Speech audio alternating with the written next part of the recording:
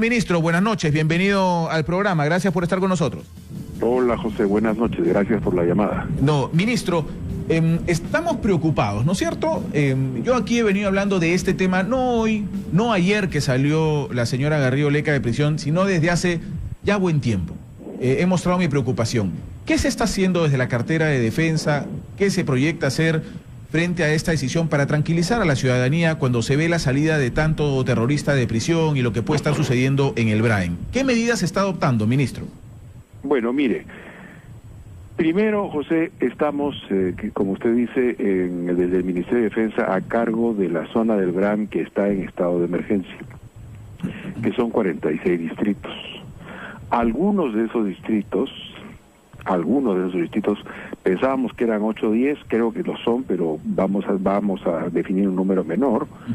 Son distritos donde ya no hay actividad de ningún tipo de violencia desde hace ya un par de años, de modo que pueden ser ya reintegrados a la vida normal de la democracia y por tanto dejar de ser zona de emergencia y pasar a ser una zona de Estado de Derecho. Y en otras zonas, entiendo que el ministro del Interior va a pedir que se incluya el distrito en el cual han ocurrido los hechos recientes que dieron como resultado la muerte de estos 3 policías, que lamentamos. En otros distritos probablemente se extienda, se amplíe el estado de emergencia, pero ¿qué estamos haciendo? Lo que estamos haciendo es pasar a un esfuerzo, estamos haciendo un esfuerzo por pasar a tener el dominio efectivo del territorio. ¿Qué está ocurriendo en el Brain? ¿Qué tenemos en el Brain? Tenemos un remanente de la época del terror, de ex senderistas que ahora se hacen llamar Militarizado Partido Comunista del Perú, que en realidad es el grupo de los Quispe Palomino, y cuando uno pone en un mapa las acciones de trasiego de droga con las acciones que realizan este grupo de los Quispe Palomino, el mapa coincide casi en un 90%. ¿Eso qué nos está diciendo? Nos está diciendo que este grupo en realidad ha pasado a ser parte de un servicio de seguridad y de protección a las actividades del narcotráfico. Creo que esto es importante tenerlo claro. ¿Significa que ese grupo no tiene tácticas o lecciones o aprendizajes de su época, de toda la época del terrorismo, que no conoce el terreno? No, no significa. Significa que ese grupo puede actuar en algún lugar, como de hecho lo ha hecho en esta emboscada reciente o en otras 2 anteriores a la policía, o que ha tenido un enfrentamiento con el ejército como lo tuvimos en Yochegua hace unas semanas atrás. Tampoco. Eso puede ocurrir y puede seguir ocurriendo que hayan enfrentamientos con las Fuerzas Armadas. Pero lo que es real es que estamos pasando a una fase efectiva del control territorial en el Brain. Esto, ¿qué indicadores tiene? El primero, usted lo va a ver con toda claridad, usted es periodista agudo, usted va a mirar que el último evento ocurre fuera de la zona de emergencia. Huancavelica. Y que todos los otros eventos que han ocurrido de emboscadas ocurren o fuera o en el margen de la zona de emergencia. ¿Qué está pasando? Pasa lo mismo con las avionetas que antes entraban al Brain y salían como si fuera Pedro por su casa. Hoy prácticamente no está habiendo ni aterrizaje ni despegue de avioneta en el Brain. ¿Por qué? Porque estamos en un esfuerzo por tener un control efectivo del territorio. No digo que lo tengamos ya a plenitud, digo que estamos en ese esfuerzo y que tenemos una estrategia y una táctica dedicada a lograrlo. Quiero ser muy enfático en eso, estamos trabajando para lograrlo. No quiero ser ni triunfalista, pero tampoco quiero minimizar los esfuerzos que realizan nuestras Fuerzas Armadas en la zona. Están trabajando con estrategia, sabemos lo que estamos haciendo y no puedo decirle más. Porque son acciones que por su propia naturaleza tienen que ser mantenidas en reserva. Junto con eso, nuestras Fuerzas Armadas en el Brain están haciendo acciones de tipo humanitario, que le llamamos multisectoriales, que intervienen todos los ministerios llevando los servicios del Estado, en donde los más requeridos son los de salud, que tiene una oferta de parte de las instituciones armadas para la población, con distintos tipos de especialidades, y hemos hecho ya en el Brain una buena cantidad de estas acciones, atendiendo a un sector muy amplio de la población, y queremos perfeccionarla. Y junto con eso, en el último año hemos mantenido y construido 2.500 kilómetros de carretera e instalado 26 puentes, lo que significa que hay sectores de la población cada vez más grandes que pueden acceder o tiene los espacios para poder acceder al mercado para vender su café, para vender su piña, para vender su cacao. Entonces, al mismo tiempo que contenemos a los rezagos de la época del terror, a este grupo que tiene ese nombre de militarizado, etcétera, pero que en realidad es un plan que protege al narcotráfico en sus acciones, y al mismo tiempo que enfrentamos al narcotráfico también con medidas punitivas, como de hecho lo estamos haciendo, tratamos de generar condiciones para que el desarrollo económico llegue a la población. De hecho, ahora estamos también produciendo una coordinación muy estrecha con el MIDIS, con el Ministerio de Desarrollo Social, para llevar ciertos temas medulares a la zona del Braem, tanto en combate a la anemia y a la desnutrición infantil, como a la instalación de agua, de modo que nos permita hacer un combate conjunto para poder generar estas condiciones de desarrollo. Yo quería preguntarle sobre dos temas puntuales, ministro. La primera es, ¿qué se puede hacer? Sería la pregunta, ¿no? ¿Qué se puede hacer con la salida tan continua de terroristas de prisión que están cumpliendo su condena? Caso Garrido Leca, ¿no es cierto? Yo decía, me hubiera encantado que la condena sea perpetua o a 50 años, pero no fue así. 25 las cumplió y tiene que irse, pero así como ella, hay un montón que están saliendo. Lo que pasa es que como no son tan mediáticos y tan bonitos como la señora Garrido Leca, entonces los medios no se preocupan. Pero la lista es grandaza y usted la conoce mejor que yo. Yo tengo una lista solo de este año de 19. Miento. Yo sé que hay algunos que están a punto de salir en los próximos meses. ¿Qué se puede hacer al respecto? También quiero decirle que hay algunos casos judiciales que están en curso. Como ejemplo, el de Tarata, del atentado en Tarata. Sí, claro. Y no sabemos quiénes de ellos están comprometidos o pueden estar comprometidos con esa investigación. De modo que esa lista que usted menciona, pues puede ser quizás más corta de lo que está haciendo. No lo sé, eso depende de las decisiones judiciales. Ojalá, pero digamos que esta es la de hoy, que esta es la que yo tengo hoy, pero hay varios ministros que ya se han dado, ya que han salido. Claro, pero si eso no es así, lo he dicho ya, lo que tiene que hacer el Estado, y para eso tiene sus mecanismos establecidos a través del Ministerio del Interior, tiene que vigilar. Es decir, tiene que hacer lo mismo que silenciosamente y en el marco de la ley hizo el GEIN hace 25 años. Porque el GEIN logró una victoria silenciosa, cumpliendo estrictamente la ley y aplicando, como lo ha dicho su caído jefe, el señor Benedicto Jiménez, ahora detenido por circunstancias de su vida personal, pero que fue uno de los constructores y líderes del GEIN. Él lo ha dicho, aplicamos la inteligencia y la ley. Y fuimos más inteligentes y mejores que ellos, porque nosotros aplicamos la ley y aplicamos la inteligencia.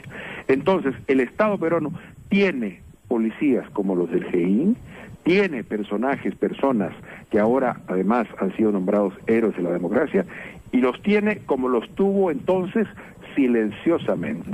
A los del GEIN los hemos conocido 20, 25 años después, pero hace 25 años nadie los conocía. Usted se cruzaba con ellos en la calle y no era capaz de reconocerlos, ni usted ni yo, porque hacían su trabajo silenciosamente. Esos los tenemos hoy, y hoy tienen que, dentro de la ley, trabajar para vigilar, porque la democracia tiene que estar permanentemente en alerta con gente que sale y no muestra la más mínima pizca de arrepentimiento. Un candidato presidencial que se pasea por el país, el señor Santos, ha dicho que merecen el perdón. Bueno, para que merezcan el perdón, primero tendrían que dar alguna seña de arrepentimiento y, por supuesto, pedir perdón a la sociedad peruana por los crímenes que cometieron y por el terror que sembraron en el país y por el atraso y la sangre que dejaron a su paso durante esos años que recordamos con infausta memoria. Es verdad, los peruanos no podemos olvidar, y aquí lo repetimos permanentemente, no podemos olvidar las víctimas, no podemos olvidar la sangre, no podemos olvidar los coches bombas, no podemos olvidar. Y todos los partidos políticos, todos, desde la izquierda hasta la derecha, tienen víctimas de esa época. Alcaldes, concejales, líderes sindicalistas, diputados de la época, etcétera, que fueron asesinados. Brutalmente. Y eso además no lo podemos olvidar. Me gustaría ver a alguno siquiera que salga de donde sale y tuviera el asomo del perdón en la mirada. No la tiene. Pero salen con una mirada de superioridad moral, Están hablando ellos y la historia como si no ocurriera todo lo que ha ocurrido y como si el pueblo peruano, sus fuerzas armadas, sus fuerzas policiales no les hubieran propinado la derrota que les propiciaron. Tan derrota que los líderes radicales hoy día son incapaces de levantar la bandera de la violencia en cualquier movilización magisterial. Mire lo que ha pasado con los líderes radicales del magisterio en las últimas semanas. Han tenido que esconder su discurso, que solo aparecía cuando había intransigencia en los acuerdos que firmaban o a los que llegaban con la ministra de Educación. Ahora, lamentablemente, pero en general han tenido que esconder su discurso. Lamentablemente, ministro, quedan algunas personas en el país, yo creo que son una minoría, gracias a Dios, pero quedan todavía, quienes salen al frente en defensa de esta gente que deberíamos los peruanos repudiar porque causaron terror, muerte y sangre en nuestro país. Yo me preocupo por algo. Usted ha mencionado y ha hecho énfasis y ha subrayado en el tema de tener la ley de por medio y hacer una vigilancia de acuerdo a la ley. La pregunta y la diferencia además es que cuando el GEIN actuaba ante gente que no había cumplido una condena, ¿no es cierto?, culpable de crímenes de asesinatos, pero que no habían cumplido una condena y eran terroristas perseguidos que hicieron un trabajo espectacular de inteligencia. ¿La ley nos permite hacerlo ahora con esta gente que está cumpliendo condena y saliendo de prisión? Claro que nos lo permite. La ley tiene que estar atenta y sus organismos de inteligencia tienen que estar atentos a todo lo que pueda significar una amenaza a la seguridad y a la gobernabilidad del Estado peruano. Por supuesto, no solamente nos lo permite, nos lo instruye, nos lo ordena, es nuestro deber. Tenemos que estar permanentemente atentos a cualquier amenaza que se convierta en un riesgo para la seguridad y la gobernabilidad del país. De modo que no solamente nos lo permite, nos lo instruye y nos lo ordena. Me deja usted más tranquilo en ese sentido de que se está haciendo una vigilancia con estas miles de personas. Ojalá tengamos la capacidad logística para hacerlo con tanta gente que sale de prisión que ha formado parte o forma parte. Yo nunca les llamo exterroristas, son terroristas que han purgado condena. Una cosa más, señor ministro. Yo el otro día comentaba algo que sé que no le ha gustado mucho a usted, pero se lo pregunto abiertamente. Yo decía, dos carteras que tienen que engranar para la lucha de lo que pasa en el BRAEN, que es la suya y la del interior, yo pienso, tienen ideas diferentes de lo que pasa. ¿Por qué? Dos puntos muy claros. Usted nos dice que del terrorismo ya no podemos hablar igual, esto es narcotráfico, los quispe palominos son narcotráfico, ¿no es cierto? Hay una cosa muy pequeña ahí, pero los documentos de inteligencia de la policía hablan siempre, y usted lo sabe mejor que yo porque usted le llega antes que a mí, por supuesto que eso es súper lógico, usted es el ministro de Defensa, los documentos de inteligencia, y todos hablan de delincuencia terrorista, Sendero Luminoso, que están fortaleciéndose los armados de Sendero Luminoso, los que atacan y emboscan Sendero Luminoso, y he mostrado el otro día unos tweets del señor ministro del Interior hablando sobre Sendero Luminoso y el Sendero Luminoso peligroso en el BRAEN. Yo digo, ¿no están teniendo conceptos diferentes dos ministerios que tienen que actuar frente a un mismo enemigo? No, mire, yo creo que son asuntos probablemente de semántica. A veces decimos cosas por la inercia en el lenguaje y porque no hemos nombrado cosas durante años de cierta manera. Pero mire usted, me preguntaba qué hay que hacer. He visto que en el último tiempo ha habido una especie de discusión añorante por el Grupo Lobo, al que por otro lado se le acusó de tener muchas arbitrariedades y actuar fuera de la ley, y han habido investigaciones en el Congreso sobre el uso de recursos, etcétera, sobre lo cual yo no quiero abundar porque la verdad que no me interesa ni es mi tema. Pero nosotros hemos constituido un cuerpo especial de 500 hombres que tiene su sede en Jauja, yo los presenté ahí, que son fuerzas especiales del Ejército, de la Marina, de la Aviación y de la Policía, y que no solamente son una fuerza operacional, como es evidente, sino que también combinan allí mismo tareas de inteligencia conjunta, para la acción conjunta en el BRAEN. De modo que hay una magnífica relación, estamos haciendo cosas juntos, estamos planificando cosas juntos, cada quien tiene sus áreas de competencia. Las áreas de la defensa son las de este ministerio y las de las Fuerzas Armadas, las áreas de orden interno son las de la policía. A veces Fuerzas Armadas apoyan a la policía en tareas de orden interno, sobre todo cuando hay estados de emergencia, pero no, yo creo que, y el día de hoy, por ejemplo, yo he escuchado una intervención del ministro del Interior diciendo que ni hay que sobrevalorar el tema de Sendero Luminoso, ni hay que subvalorarlo. Entre la sobrevaloración y la subvaloración hay un espacio en el cual yo creo que todos tenemos que encontrar una adecuada caracterización del fenómeno que estamos entrando. Disculpe que regrese a los clásicos, pero Sun Tzu En El arte de la guerra decía que habían dos condiciones para librarla. Una, que uno se conozca a sí mismo, conozca sus capacidades, conozca quién es, sus fuerzas y sus debilidades. Y la segunda condición es conocer al enemigo. Al enemigo, por supuesto. Saber quién es, saber cómo es, saber qué fuertes tiene y qué debilidades tiene. Y no menospreciarlo, pero tampoco agrandarlo inútilmente, porque terminamos haciendo propaganda de un fenómeno que en realidad es marginal en la escena política nacional y lo colocamos nosotros mismos en el centro cuando no es así. Entonces, no creo que haya tal distancia. Creo que necesitamos discutir las cosas con la serenidad y la sensatez que deben hacerlo gentes que conducen el Estado, comunicadores inteligentes como usted y investigadores, opinadores de los periódicos, gente que hace investigación académica y entre todos caracterizar bien, porque también en esta tarea, José, tenemos que ser una sola fuerza. Sin duda, para eso estamos, ministro. Por eso nos gustaría, por lo menos a la hora de informar, poder tener un mismo lenguaje, y para tener un mismo lenguaje, de donde nace la información, en este caso, de los policías que están allá, de los militares que están allá, que usted dijo, si no me equivoco, son en número 9.000, puedan tener también un mismo lenguaje y decirnos, señores, ya no, Sendero no existe, o Sendero sí existe pero es pequeño, o Sendero existe y está creciendo, pero tener todos un mismo lenguaje para saber sobre qué fenómeno estamos hablando y sobre a quién tenemos que combatir. Los hechos, José, están allí. Los hechos son incontrastables. Cualquier definición de una política pública parte del reconocimiento de los hechos, de quiénes son, dónde están, cómo son, qué cosas hacen y qué podemos hacer nosotros. Lo que sí le puedo asegurar es que esos 9.000 soldados que están emplazados en el Braem saben lo que están haciendo, tienen una estrategia, tenemos plazos y estamos actuando con la misma responsabilidad, con el mismo silencio con el que en su momento nos enseñó el GEIN a actuar. ¿Cuánto del Braem tenemos recuperado, podemos decir, ministro?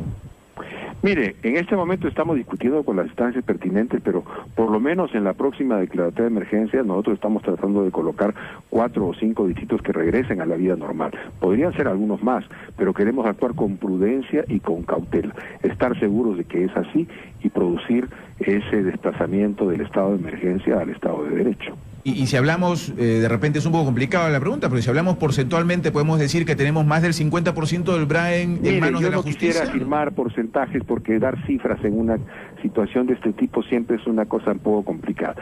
Quiero que tenga la seguridad, José, sabemos lo que estamos haciendo, tenemos plazos y estamos actuando. Con esto termino, señor ministro Jorge Nieto Montesinos. ¿Cuál es su opinión ya de lo que está sucediendo hoy, de estas liberaciones y de cómo deberíamos actuar los peruanos? Usted me dice que va a haber una vigilancia, lo cual ojalá se dé permanentemente y eso nos tenga tranquilos a los peruanos, pero ¿cómo deberíamos actuar? Porque cuando hablamos de salidas de cabecillas y se vienen más, nos sentimos pues preocupados porque algunos que tenemos de 40 para arriba recordamos lo que pasó en los años de la década de los 80 y 90.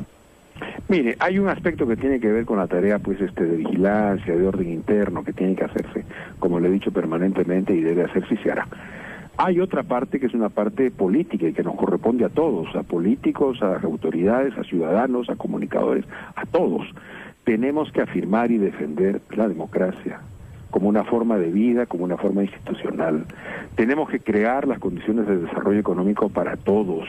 Tenemos que producir un beneficio que cubra a la mayoría de la población. Tenemos que construir un Estado de derecho y de derechos para la mayoría de la gente. Y todos tenemos que pelear por ello. A mí me da un poco de irritación, para decirlo de una manera cauta, este desplazamiento, este despliegue alrededor de una liberada de prisión acusada durante 20 y tantos años por delito de terrorismo, sancionada y condenada por ello. Esta persecución como si se tratara de una estrella de rock. La verdad es que es preocupante, es preocupante. Sí, es cierto. Yo lo he mencionado también como una, no sé si decir autocrítica, pero sí una crítica frente a la cobertura que se está dando de este tema. Pero los peruanos estamos indignados. ¿Cómo está nuestro ministro de Defensa?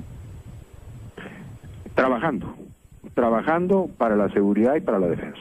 Estamos en eso, lo hacemos en este momento que yo contesto su llamada. Estoy aquí en el despacho del Ministerio de Defensa, tengo todavía un par de horas más de estar aquí y luego tengo que ir a una actividad en donde vamos a tener una relación con los miembros del GEIN que han invitado amablemente para que esté en esa reunión con ellos.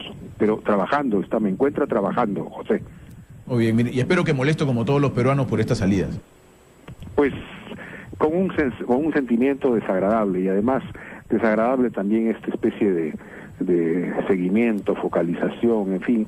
La verdad es que todos tenemos que hacer nuestro trabajo para defender la democracia y tenemos que ser muy conscientes de las cosas que hacemos, porque lo que hoy parece banal y risible puede convertirse en el futuro en un espanto. Esperemos que así no sea y vamos a trabajar para que no sea así. ¿Y es momento de marcar responsables o no, ministro? No, yo prefiero ser responsable de mi trabajo y le digo que lo estoy haciendo con la máxima seriedad y que con las Fuerzas Armadas, con el Comando Conjunto, estamos trabajando intensamente en eso. Ministro Jorge Nieto Montesinos, le agradezco por haber estado con nosotros en el programa como siempre. Muy amable. Gracias, José.